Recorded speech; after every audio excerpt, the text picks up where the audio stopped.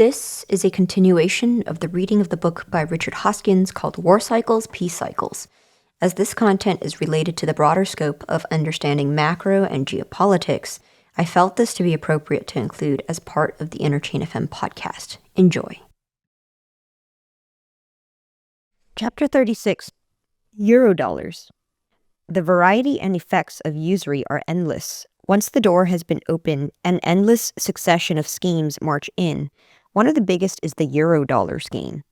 Suppose there is no money in the world. You walk into a bank that has no money and ask to borrow $1,000. You give the bank your IOU and the bank gives you credit for $1,000. You can either write checks on this credit or you can take cash. If you want cash, the banker can go into the back room and print 10 $100 bills and give them to you, which used to be done but is now illegal. Or he can phone the nearest Federal Reserve Bank and they can send over $1,000 in paper money, which has already been printed. Let's recap. Before you walk into the bank, there was no money in existence. You gave your IOU and the bank gave you credit or bills for $1,000. Your IOU is the backing for the money now in existence. 1 minute there is no money, the next minute there is $1,000. You can take the $1,000 and go shopping and spend it. The merchants are happy to see you come. Or you can bring the $1,000 back to the bank and exchange it for your IOU. You tear up your IOU and it disappears. The money returned to the bank also disappears from circulation. The merchants never suspected that the $1,000 you were flashing around was created by you in the first place and backed by your IOU. There are several lessons to be learned from this illustration. First, people like you borrow money into existence. Next, money is backed by your own IOU. Third, if you pay off your IOU, money disappears. This illustration is simple enough and easy to understand. In fact, almost everything about money is simple. It works the same way at the corner bank and in the big city. It works the same way for corporations as it does for governments. It works the same way everywhere. If you need money while in England, just pop into a bank. If you have the proper collateral, you will be allowed to borrow American dollars into existence. If you're in Hong Kong or Paris and you need money, with the right contacts and the right collateral, you can borrow Federal Reserve notes into existence there too. It's no big deal. People do it all the time. The big Soviet bank, Moscow Narodny in London, was one of the first to start lending American Fed notes into existence in a big way. If a customer walked in the front door and asked for dollars, fine. He would sign his IOU, leave his collateral, and walk out the front door with either a check or a fistful of Fed notes. The London merchants knew that Moscow Narodny was good for a few dollars, and so they accepted checks on that bank with no questions asked. If the borrower wanted dollar bills instead of a check, any one of 100 London banks would be glad to lend Moscow Narodny Federal Reserve notes to hand to the borrower in exchange for the borrower's collateral. After all, if the borrower defaulted, the collateral could be sold for American dollars, and everyone would be paid. Moscow Narodny started lending American dollars into existence in a small way after World War II. After a while, it was lending hundreds of millions of American dollars into existence. If Moscow Narodny could lend American dollars into existence, why couldn't any of the other foreign banks? There was no reason at all they couldn't. Thus was born the world Eurodollar market. Some dollars were actually sent from the US to Europe, but most of these dollars borrowed into existence in foreign lands have never seen America. If the US were to sink into the sea, the Eurodollar market would continue on and on. The world's trade is conducted in Eurodollars. When Russia does business with China, it is in Eurodollars. You can go to almost any bank in the world and borrow dollars into existence. It is the one international currency that everyone understands. Following are a few quotes from the Federal Reserve Bank of San Francisco, SF Weekly Letter, July 27, 1979. Quote, "What are euro currencies? Eurodollars are simply dollar-denominated deposits at banking institutions outside the United States. Eurodollar deposits probably constitute about 3/4 of the total of all euro currency deposits. One of the earliest depositors in the 1950s was the Soviet-controlled Banque Commerciale pour l'Europe, whose codename Eurobank provided the inspiration for the name of the market. In the Eurodollar and other euro currency markets, however, the proceeds of loans are not automatically redeposited into the system. Most of the proceeds of Eurodollar loans are converted into foreign currencies for purchases or investments abroad, or transferred into transaction balances in the United States for purchases or investments in this country." End quote. Don't let the banker talk throw you. In the statement above, you can get a lot of good information. The word deposit means money borrowed into existence. You borrow money into existence and deposit it into your checking account in the bank rather than carry it around in your back pocket. Next, the article says that about 3 out of 4 Eurodollars are borrowed into existence right there in Europe, or wherever. Only about $1.04 is brought in from the US. The kicker in this comes next. Most of the proceeds of Eurodollar loans are converted into foreign currencies. Most Frenchmen or Germans need their own currency to do business in their own countries. They take these dollars to the bank and exchange them for their own currency. This leaves the French central bank or the English central bank with a load of dollars. What are they going to do with them? They buy American government securities. This is why Europe is loaded with US government securities. Many Americans are irate that just anyone can borrow US dollars into existence. Unfortunately, the only thing that can be done about it is to change the system and require the US government to create money.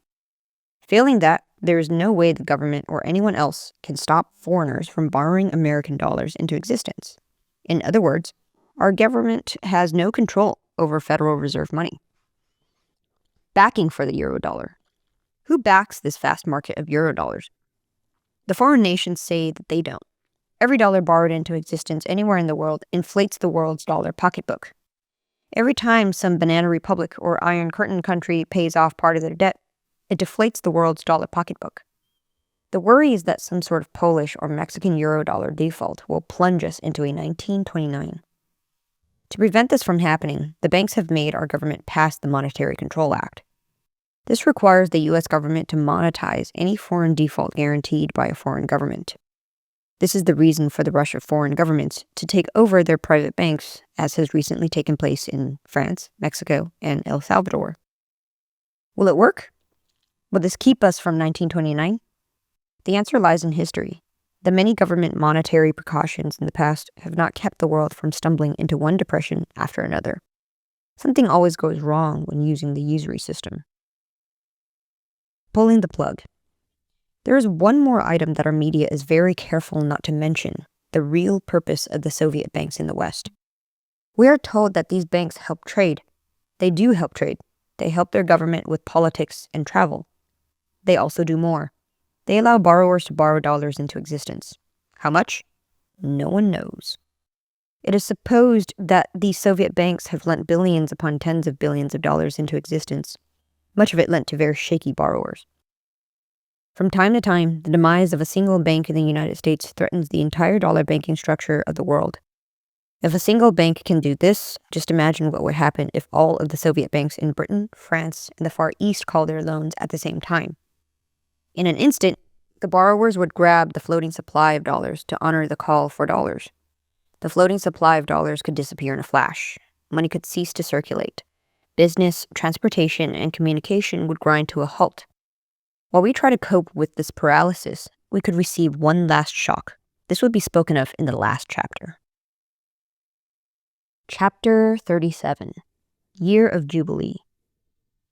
We all know that the scriptural law requires that land be returned to its true owners every 50 years.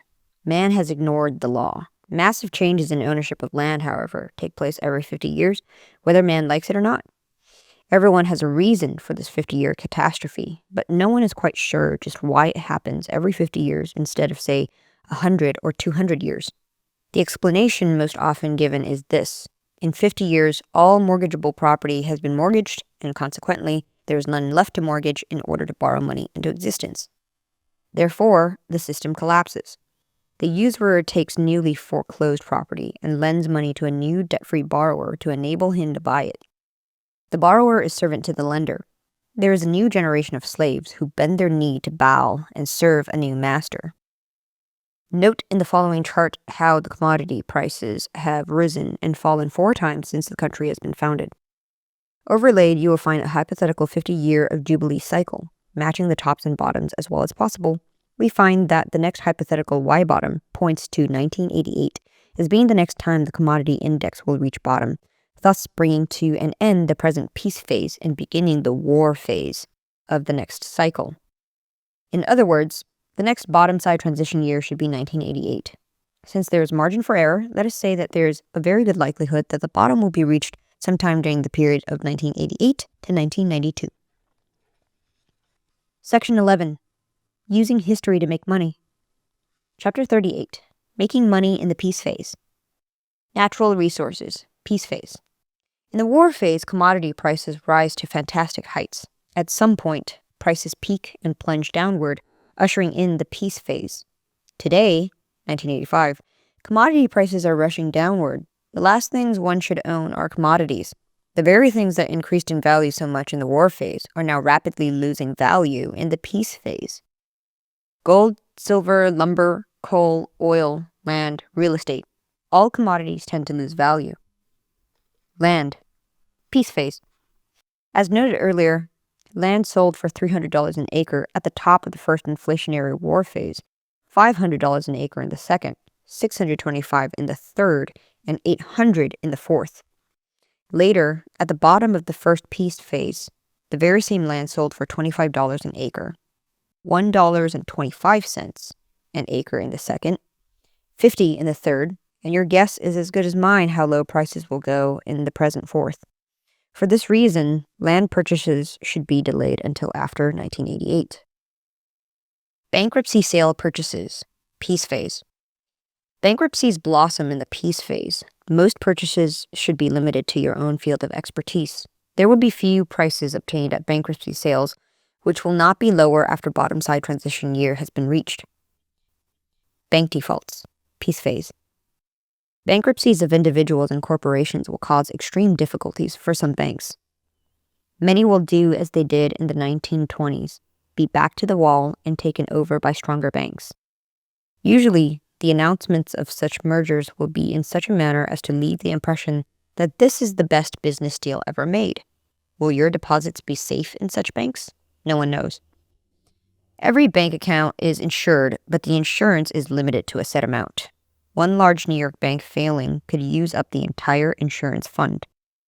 Will the government come to the rescue? To the rescue of a private banking system for which they have no responsibility? Again, one can't say. They came to the rescue of one big bank. No one knows what some future governments will do. The government has responsibility for its own debt, not the debt of the privately owned Federal Reserve System. Rather than take a chance that the government will not pick up the tab on a defaulted Federal Reserve Bank, it may be better to keep your cash money in a Treasury bill. Treasury bill money market funds may also be a good parking area for your money, but the direct obligation of the U.S. government, the T-bill, is the best spot. Cash is the thing many Pennsylvania farmers prefer. If you put your money in a bank lockbox, will you be able to get it if the banks close? You could in Lynchburg during the last depression when they closed the banks. In other cities, I have heard that people were not allowed access to their lockboxes. I believe that the answer to this question depends on the locality in which you live.